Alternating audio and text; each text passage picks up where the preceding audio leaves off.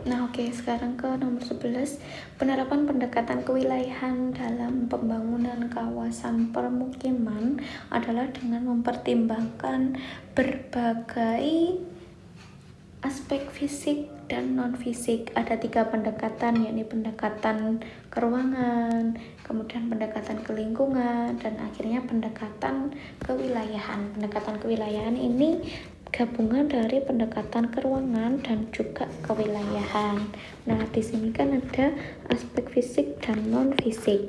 Aspek fisik itu apa aja? Aspek fisik terdiri dari unsur-unsur geografi.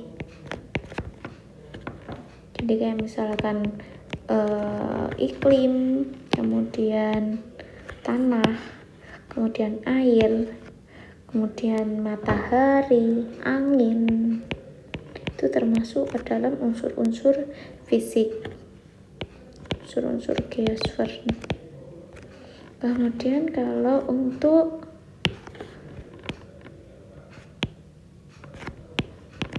aspek non-fisik itu contohnya dari makhluk hidupnya sendiri. Makhluk hidup kan ada hewan, ada manusia, ada tumbuh-tumbuhan. Nah, kemudian penerapan pendekatan kewilayahan dalam pembangunan kawasan permukiman adalah dengan mempertimbangkan berbagai aspek fisik dan non-fisik. Pendekatan kewilayahan tadi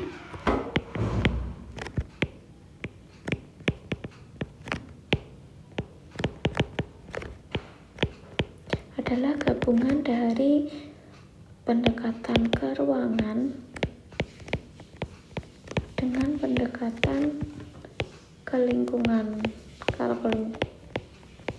Nah, berarti dari sini dari segi keuangannya adalah dari space-nya atau bentang alamnya, space atau keruangannya, atau pendekatan ke lingkungan ini juga ada faktor dengan makhluk hidupnya. Berarti benar kan kalau di sini mempertimbangkan berbagai aspek fisik dan juga non fisik dari pengertiannya ini. Benar. Kemudian sebab penerapan pendekatan kewilayahan di dalam kajian geografi dilakukan dengan urutan aspek fisik terlebih dahulu. Ini benar karena apa?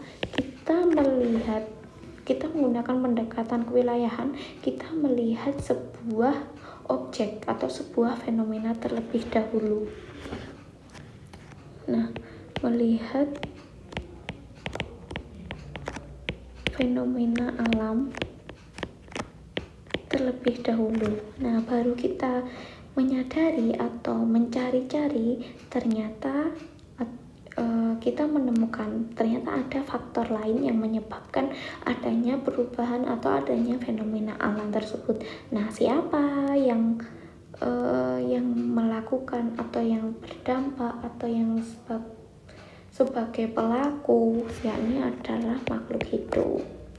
Berarti benar kalau misalkan dalam pendekatan ini yang diutamakan kita melihat ke aspek fisik terlebih dahulu, baru ke makhluk hidupnya.